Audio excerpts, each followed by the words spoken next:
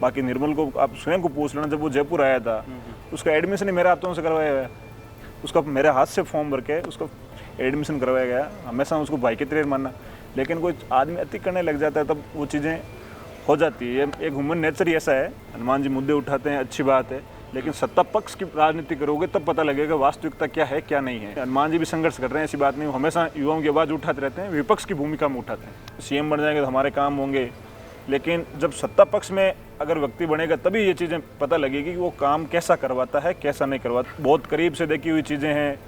जब Sachin Pilot deputy CM थे वो लोगों से मिलते भी नहीं थे। हो सकता है हनुमान जी को कोई लाभ कम पहुंचाया होगा वसुंधरा जी ने। नमस्कार, आप देख रहे हैं द फैक्ट इंडिया और मैं हूं आपके साथ मनीष गौड़। आज हमारे साथ बातचीत करने के लिए मौजूद है अरविंद जाडेजा जी, जो कि एबीवीपी से महासचिव है राजस्थान विश्वविद्यालय में। तो इनसे बातचीत करेंगे और जानेंगे राजस्थान में जो सियासी हलचल हो रही है, चुनाव होने वाले हैं, विधानसभा चुनाव, और इनका क्या प्लान है आगे, क्योंकि एक महासचिव है और महासचिव के बाद क्या ये एमएलए का चुनाव लड़ेंगे या एमपी का चुनाव लड़ेंगे, अपने आप को कहाँ पर देखते हैं। स्वागत है आपका अरविंद जाडेजा जी। सबसे पहले आप ये बताइए कि आप अपने आप को भविष्य में कहाँ देखते हैं। देखिए, पहले तो सभी साथियों को नमस्कार, राम राम। देखिए, मैं अभी विद्यार्थी परिषद का कार्यकर्ता हूँ और विद्यार्थी परिषद के जो भी पदाधिकारी मुझे आदेश देंगे कि आप भविष्य में इस मोर्चे में जाइए, आप इसमें काम कीजिए, रहना जनता के बीच में ही है। अगर शुरू से मैं 2014 से राजस्थान विश्वविद्यालय में छात्रों के बीच में सक्रिय था, अगर निश्चित रूप से मैं शिक्षा ख़त्म होने के बाद मेरा LLB हो चुका है, अगर वकालत फील्ड में जाऊंगा तो भी वहाँ लोगों के बीच में रहूँगा और लोगों की निश्चित रूप से मेरा परम धर्म मान के सेवा करूँगा। वसुदैव कुटुंबकम की भावना रखता हूँ। अगर कोई आदमी छेड़ने की कोशिश करे तो वो चीज़ सहन नहीं होती, और बाकी मैं मेरे मन से हमेशा वसुदैव कुटुंबकम की भावना ही रखता हूँ। आपने कहा कि छेड़ने की कोई कोशिश करे। आपका कुछ ही महीनों पहले एक राजस्थान विश्वविद्यालय में सोशल मीडिया में एक वीडियो वायरल हो रहा था, जिसमें आप राजस्थान विश्वविद्यालय के अध्यक्ष निर्मल चौधरी को धक्का देते हुए नजर आ रहे थे स्टेज पर। तो पूरा मामला क्या था? देखिए, हमारा वो कार्यक्रम था, मैं भी उसमें कार्यक्रम में था और निर्मल उस कार्यक्रम में भी बुलाया आया था। वो चीज़ घटनाक्रम हो गया था, निर्मल छेड़छाड़ की, और उससे पहले हमारे महीने भर से लड़ाई चल रही थी। तो कोई आदमी आपसे नहीं बनती है, लड़ाई चल रही है तो स्वाभाविक रूप से गुस्सा किसी को भी आ जाएगा। अगर आप निरंतर रूप से उसको छेड़ने का, दबाने का प्रयास करोगे तो स्वाभाविक चीज़ है गुस्सा आना। बाकी निर्मल को आप स्वयं को पूछ लेना, जब वो जयपुर आया था उसका एडमिशन ही मेरे हाथों से करवाया गया, उसका मेरे हाथ से फॉर्म भर के उसका एडमिशन करवाया गया। हमेशा उसको भाई के तरह मानना, लेकिन कोई आदमी अति करने लग जाता है तब वो चीज़ें हो जाती है। एक ह्यूमन नेचर ही ऐसा है। मेरी जगह अगर कोई दूसरा और होता तो उससे यही काम। अच्छा, आप नागौर से आते हो। नागौर में अभी हनुमान बेनीवाल सक्रिय है, काफ़ी हल्ला बोल रहे हैं, रैलियां कर रहे हैं, सभा कर रहे हैं, और उन्होंने ऐलान भी किया था कि हम 200 की 200 विधानसभा पर चुनाव लड़ेंगे। तो क्या भविष्य में आप RLP में, राष्ट्रीय लोकतांत्रिक पार्टी में जा सकते हो? देखिए, मैं विद्यार्थी परिषद का कार्यकर्ता हूं और विद्यार्थी परिषद की गाइडलाइन के अनुसार ही चलूँगा, और जो मेरी विचारधारा मिलेगी मैं उस पार्टी के साथ ही जुड़ूंगा। अगर भविष्य में मैं जनता के सामने और फुल फ्लैश पॉलिटिक्स में आता हूं तो मैं मेरी विचारधारा पार्टी से जुड़ूंगा। और रही बात हनुमान जी बेनीवाल आज राष्ट्रीय लोकतांत्रिक पार्टी के साथ खड़े हैं। उनके पिताजी विधायक थे, 2 बार विधायक थे, और सन 1952 से वो राजनीतिक पॉलिटिक्स में एक्टिव हैं। आप देखोगे उस पंचायती राज की स्थापना हुई तब से लेकर उनके परिवार ने आज तक लगातार 70 साल तक सरपंचाई की है। हो सकता है 5-10 साल को दूसरों के पास रही हो, मेरे ध्यान में आ रहा है तब तक सही 2 बार इलेक्शन वो खुद आ रहे हैं, और 70 साल में 60 साल, 75 साल में 65 साल हो गए सरपंचाई वो उनके पास रही है।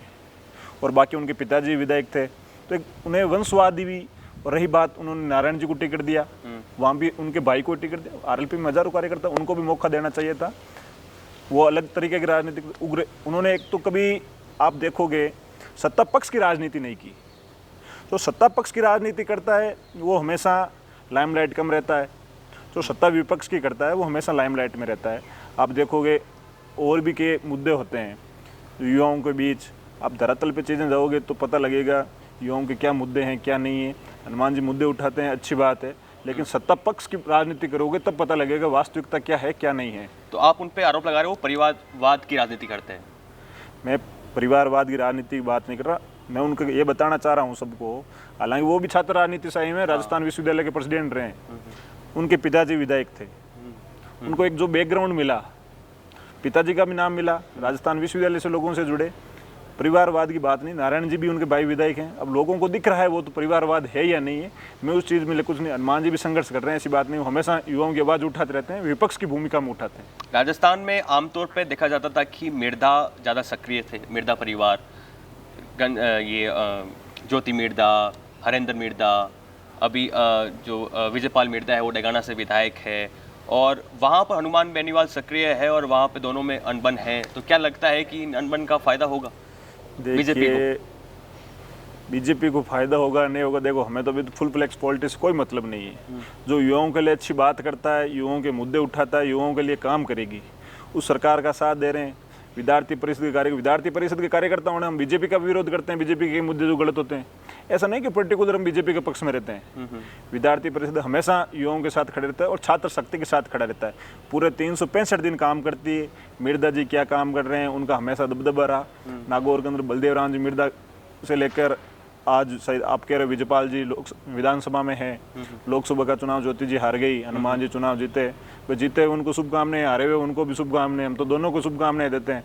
जब आगे में भविष्य में क्या होता है वो चीज़ें तब निर्भर करेगी जब कोई सक्रिय रूप से अपन उस पॉलिटिक्स में आएंगे। हमें जनता के बीच में रहना है, जनता छात्रों के बीच में रहना है, उसी में काम, हमारा ध्यान उसी के अंदर ही है। हनुमान बेनीवाल उन्होंने विश्वविद्यालय में आए और वहाँ पे चुनाव लड़ा, अध्यक्ष बने। वो बिलोंग करते थे राजनीति परिवार से। आप बिलोंग नहीं करते हो राजनीति परिवार से, आपने क्यों सोचा कि मैं विश्वविद्यालय जाता हूँ, वहाँ पे चुनाव लड़ूंगा, जीतूंगा, छात्रों के मुद्दे उठाऊंगा? सब बात सन 2014 की है। मैं 12th करके जब किसी मेरे नॉन है उनके साथ में लोगों के बीच में गया। मेरा सपना था कि मैं आरएस परीक्षा पास करके आरएस अधिकारी बनूं। पढ़ने लिखने में थोड़ा ठीक था भाई, रेगुलर आप मेहनत करता है वो सब चीज़ उसमें हासिल हो ही जाता है। फिर गया तो लोगों के बीच में जाने पर ऐसा लगा कि एक अधिकारी से ग्रामीण लोग बात बताने में झिझकते हैं, वो नेता के सामने खुल के बात करते हैं। तो उसको देख के तो राजनीति का सोचा और फिर विश्वविद्यालय के अंदर आया।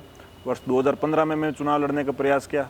मेरा पर्चा बढ़ने के बाद कॉलेज प्रशासन ने मेरा चुनाव कैंसिल कर दिया। राजस्थान विश्वविद्यालय में, राजस्थान विश्वविद्यालय के एलबीएस कॉलेज में। अच्छा। फिर लॉ कॉलेज में गया, लॉ कॉलेज में चुनाव लड़ने की कोशिश की, मेरा पर्चा कैंसिल हो गया।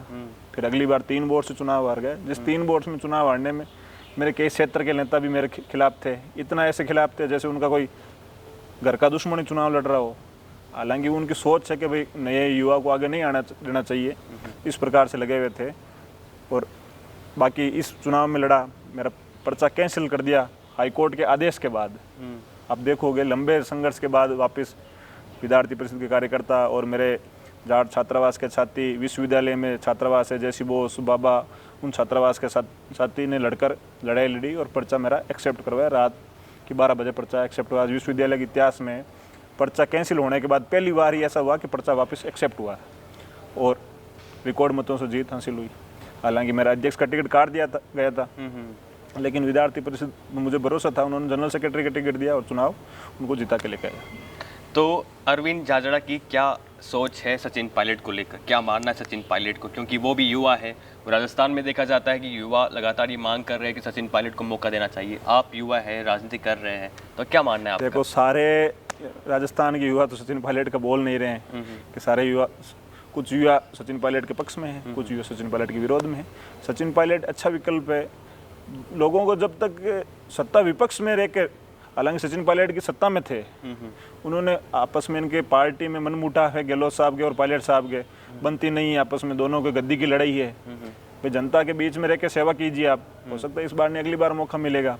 युवाओं को ये लगता है कि सीएम बन जाएंगे तो हमारे काम होंगे, लेकिन जब सत्ता पक्ष में अगर व्यक्ति बनेगा तभी ये चीज़ें पता लगेगी कि वो काम कैसा करवाता है, कैसा नहीं करवाता। अगर किसी की विपक्ष की राजनीति करनी, किसी पे आरोप लगा के, लांछन लगा के, तो कोई कर सकता है। ऑथेंटिक मुद्दे कौन उठा रहा है, कौन नहीं लड़ाई लड़ रहा है, हमेशा लड़ाई आम छात्र को ही लड़नी पड़ती है।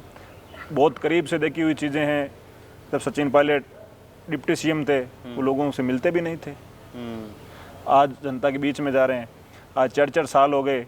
अब उनको की मजबूरी है जनता के बीच में जाना, लोगों को दिखाने की कि मैं जनता के लिए काम कर रहा हूँ। आप बताइए, जब 4.5 साल पहले सचिन पायलट, आप कई वीडियो में देखोगे, कोई फ़ोटो लेने जाता तो उसको गुस्सा कर देते थे, कोई सेल्फी ले रहा है उनके साथ मोबाइल पकड़ के फेंक देते थे।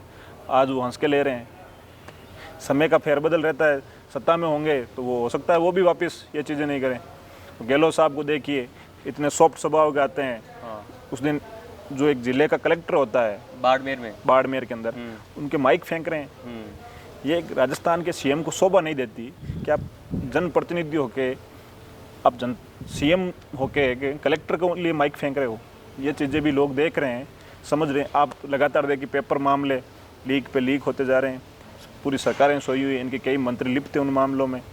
इनमें जब ईडी जांच कर रही है तो कई नेताओं का नाम सामने आया कि सबूत मिले, कुछ नेता मिले हुए थे इनमें।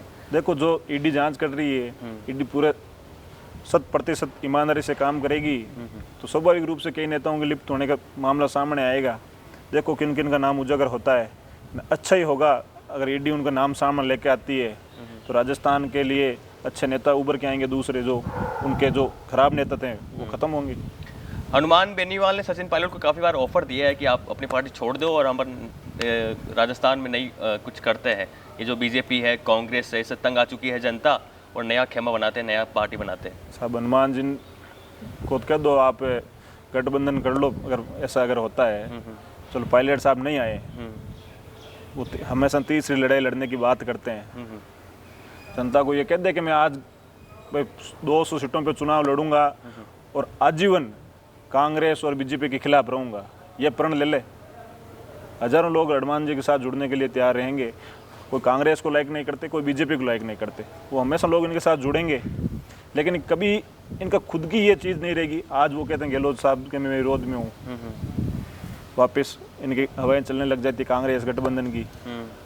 वो पहले भी बीजेपी को गाली निकालते थे, वसुंधरा को गाली निकालते थे, मोदी जी को गाली निकालते थे। ऐसा क्या है कि वो वसुंधरा के पीछे पड़े रहते हैं हाथ धोकर? क्या है मतलब ये हनुमान बेनीवाल वसुंधरा राजे का कुछ लड़ाई चल रही है क्या? अब तो उनका तो आपस की बातें हैं, दोनों विधानसभा में साथ के थे। 2013 में उनकी क्या बातें हुई, क्या बातें नहीं। हो सकता है हनुमान जी को कोई लाभ कम पहुंचाया होगा वसुंधरा जी ने, इस चक्कर में भी हो सकता है। और उनके व्यक्तिगत चीज़ें हैं, वही जाने ये चीज़ें तो। और रही बात गठबंधन की, इन दोनों की 200 विधानसभा पे हनुमान जी का गठबंधन अगर सचिन पायलट के साथ होता है तो उनको शुभकामनाएं देता हूँ मैं। आप राजस्थान के दोनों सीएम बनो, कि बाद में सचिन पायलट भी सीएम के लिए और हनुमान जी भी सीएम के लिए। हनुमान जी सीएम तो दो सीएम राजस्थान को मिलेंगे, ये भी राजस्थान के लिए अच्छी बात है। सचिन पायलट अपनी विचारधारा से काम करेगा, हनुमान बेनीवाल अपनी विचारधारा से काम करेगा। मैं तो कल देख रहा था वीडियो एक, शायद आज उस बात को लेके तकरीबन 25 दिन हो गए, सचिन पायलट जी ने जन संघर्ष यात्रा नाम से कुछ रैली निकाली थी। रैली यात्रा निकाली थी, उसमें कुछ विधायक ने 15 दिन का अल्टीमेटम दिया था सरकार को। वो अल्टीमेटम 30 तारीख को खत्म हो गया था। वो अल्टीमेटम 30 तारीख को खत्म हो गया, आज 13 दिन एक्स्ट्रा हो गए। तो मेरे को तो ऐसा कुछ सामने नजर आया नहीं।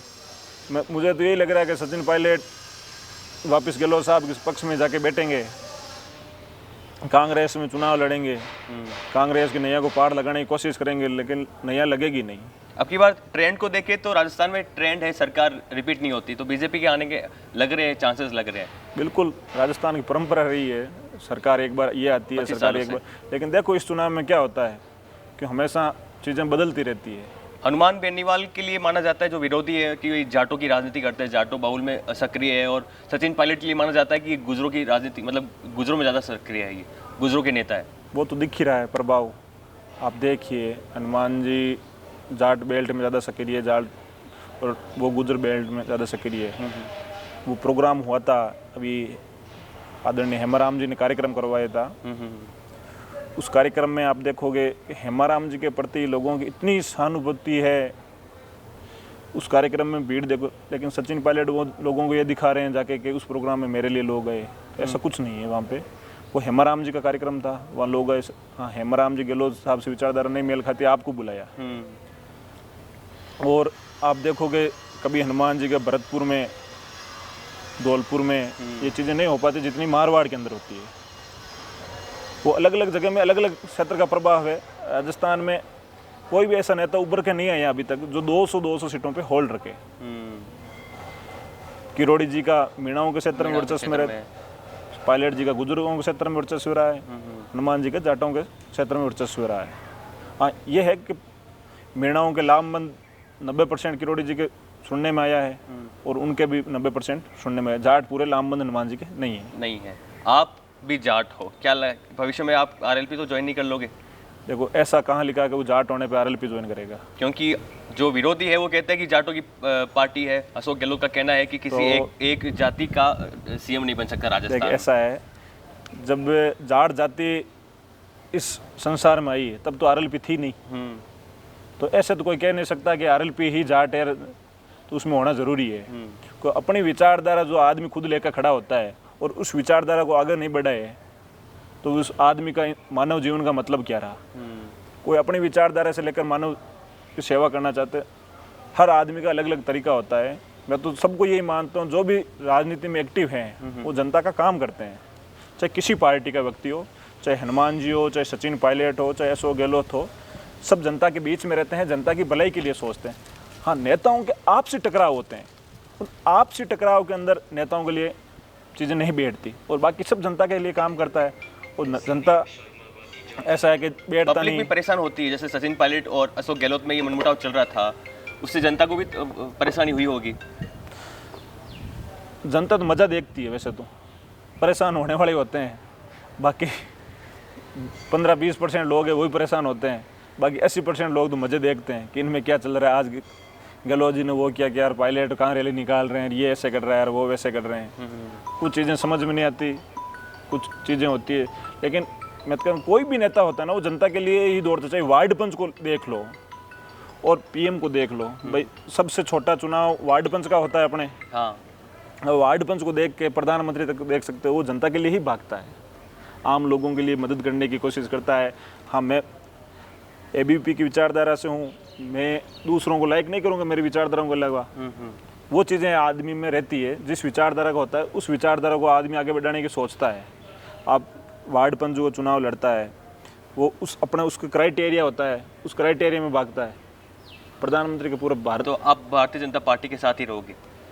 देखिए, मैं भारतीय जनता पार्टी के नहीं करूँ, मैं विद्यार्थी परिषद का हूँ और विद्यार्थी परिषद जो आदेश देगी, जो कहेगी, उस पर काम करूँगा। अगर हो सकता है भविष्य में क्या हो कल, अभी तो विद्यार्थी परिषद का ही कार्य करता हूँ। तो एबीवीपी के लिए माना जाता है कि भाजपा के साथ ही होते हैं वो?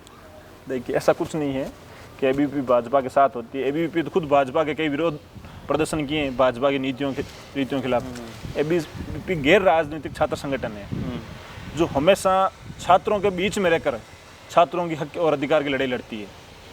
तो अरविंद जाजड़ा एमएलए के लिए चुनाव लड़ेंगे? लड़ेंगे अगर तो कहाँ से लड़ेंगे? आपकी कहाँ है? देखिए, जिस विचारधारा और पार्टी के साथ जुड़ूंगा, उस पार्टी से जिन लोगों से मेरा रहेगा, और मैं नागौर और खियूंसर के बीच में पला बड़ा हुआ हूँ, उस धरती से आता हूँ। नागौर और खियूंसर में रहा हूँ, मेरा सारी रिश्तेदारियाँ वहाँ हैं, मेरा जन्म वहाँ है, मेरा ननियाल खियूंसर में आता है, गांव मेरा नागौर में आता है। वो चीज़ें देखिए, लोग कहाँ आपको तो आप खींच के ले जाते भविष्य हैं। में आरएलपी लिए चुनौती बन सकते हो? क्योंकि जिस प्रकार से आप कह रहे हो मैं नागौर में पला बड़ा हूँ, मेरा ननियाल नागौर में खियूंसर के पास है, तो वहाँ पे तो आमतौर पे गढ़ माना जाता है आरएलपी का, हनुमान बेनीवाल का। मैं तो गढ़ मानता हूँ, न तो कोई आरएलपी का मानता हूँ गढ़, ना बीजेपी का मानता हूँ, न कांग्रेस का मानता हूँ गढ़। मानता हूँ जनता का, आम लोगों का, उन रहने वाले ग्रामीण लोगों का गढ़ मानता हूँ, जो अपने सीना चीर के खेती उपजाऊ ज़मीन पे अपना फसल उगाते हैं, उनका गढ़ मानता हूँ। नेता आज हनुमान जी 50 साल बाद थोड़ी रहेंगे, वहाँ पे लोग रहेंगे। कोई पार्टियाँ क्या पता सत्ता में कौन सी हो, आज उसके हनुमान जी की चल रही है, कल और किसी की चलेगी। वहाँ के जो लोग हैं, जिन लोगों की वो पैतृक ज़मीनें हैं, तो वो तो वहीं पे रहेगी। हमें हमेशा लोगों के लिए लड़ाई लड़नी पड़ेगी, अपनी विचारधाराओं के साथ लड़नी पड़ेगी, अपनी विचारधाराओं के लोगों के लिए काम करने पड़ेंगे। जो अपने लिए काम करेंगे, अपने साथ जुड़े हुए रहेंगे, तो उनके लिए भी काम करना पड़ता है। सब तरीके के लोगों को ओबलाइज करना पड़ता है। अब अरविंद जाजड़ा ने बातों ही बातों में ये इशारा कर दिया है कि कहाँ से उन चुनाव लड़ने वाले हैं भविष्य में। और हमारे साथ जुड़ने के लिए बहुत बहुत धन्यवाद। आपने बखूबी से जवाब दिया है और अपनी जो राय रखी है हमारे बीच, लोग देख रहे हैं वो काफ़ी अच्छे से आपके अंदाज़ा लगा पाएंगे कि क्या सोचते हो आप, क्या विचारधारा है आपकी। और हमारे साथ जुड़ने के लिए बहुत बहुत धन्यवाद और आप बने रहिए हमारे साथ, देखते रहिए द फैक्ट इंडिया। नमस्कार, धन्यवाद।